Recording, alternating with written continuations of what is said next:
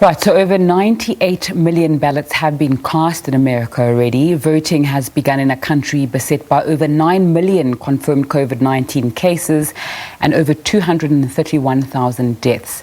Divisive rhetoric, protest and disinformation swirl as Americans vote in an election that polls mostly put Joe Biden ahead as being the front runner. Let's get more on the US elections and the implications for the continent as well. Mandla Isaacs from Zehuti Advisory joins me now. Thanks so much for your time on SABC News this afternoon. So US futures and Asian stocks seemingly following those polls and being quite optimistic about a possible Biden victory.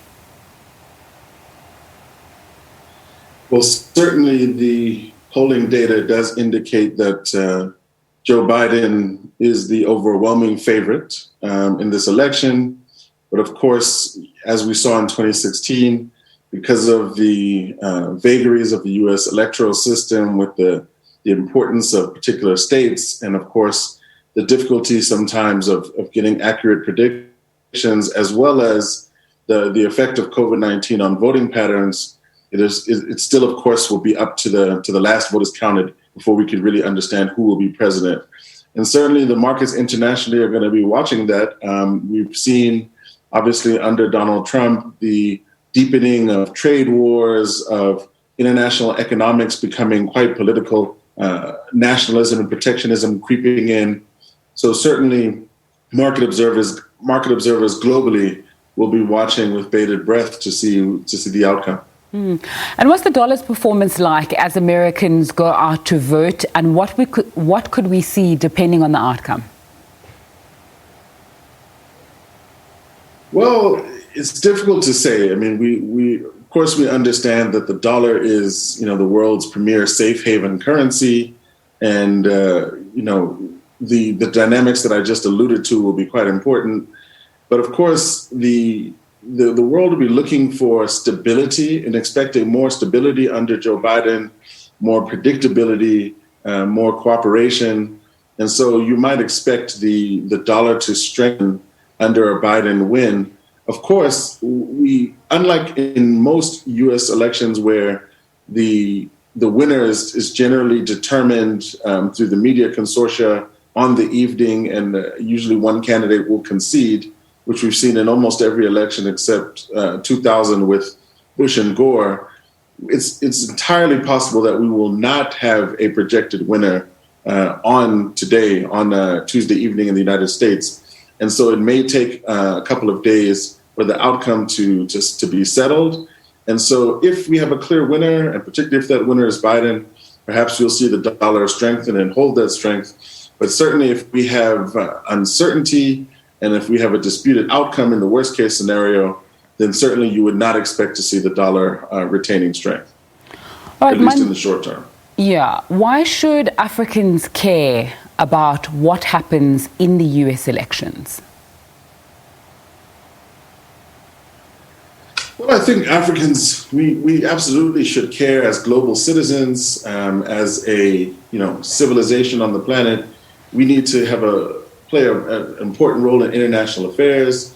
We should be thinking about security cooperation, economic cooperation, and of course, trade ties.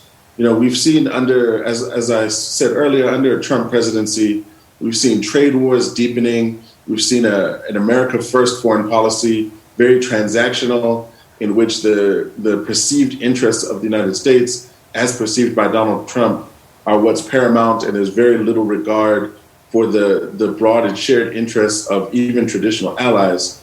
And so Africa as a continent that would benefit from trade opportunities with the United States, as well as other markets, and not wanting to see a repeat of a Cold War with, I believe it is Neil Ferguson, the noted British historian, referring to what he believes is Cold War II between the United States and China having already begun.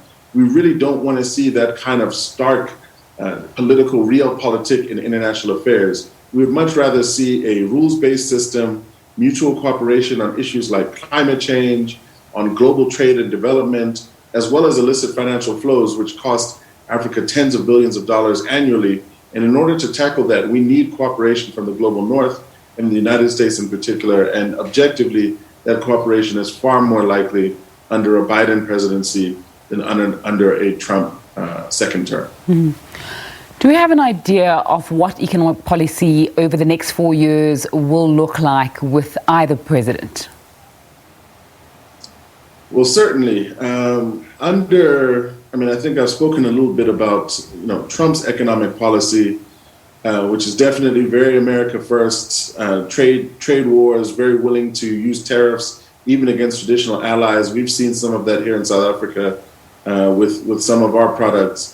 Under a Joe Biden presidency, we're likely to see a return to the economic policies that were followed under the Obama-Biden presidency, more trade deals internationally, mutual cooperation, trying to create more predictable conditions for international trade and investment, more of an open U.S. economy for African goods and services under AGOA, as well as for scientific cooperation and academic cooperation.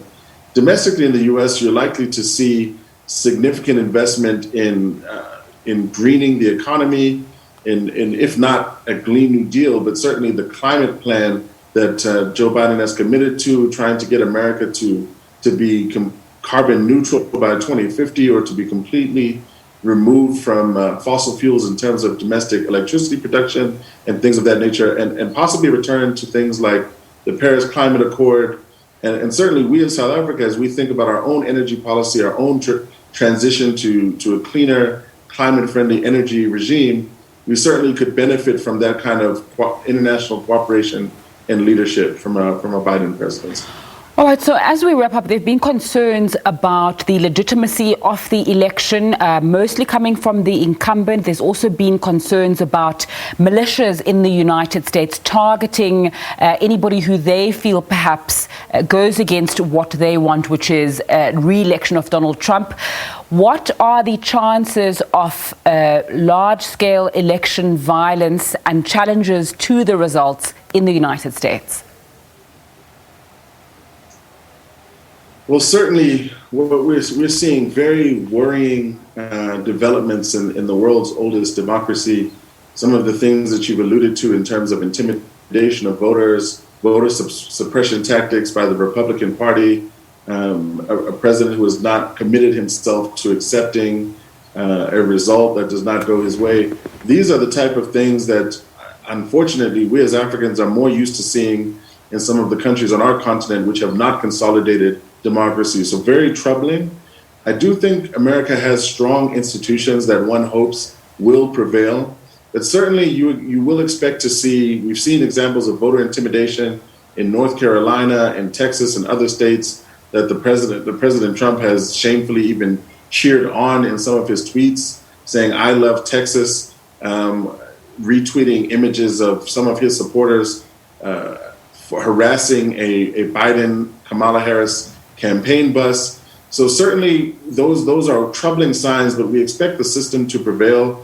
Obviously, we should keep an eye on court battles, as this count is, as I say, it's very unlikely for the result to be settled and accepted by both parties today. It will take place in the days to come, possibly even the weeks to come, as was the case with Bush Gore in 2000. But certainly we need to watch the courts and watch the press and all of those institutions and hope that they hold in the face of unprecedented challenge from President Trump and some of his supporters. Mandla Isaacs from Zehuti Advisory, thanks so much for your time, giving us analysis of what could happen in those U.S. elections. Let's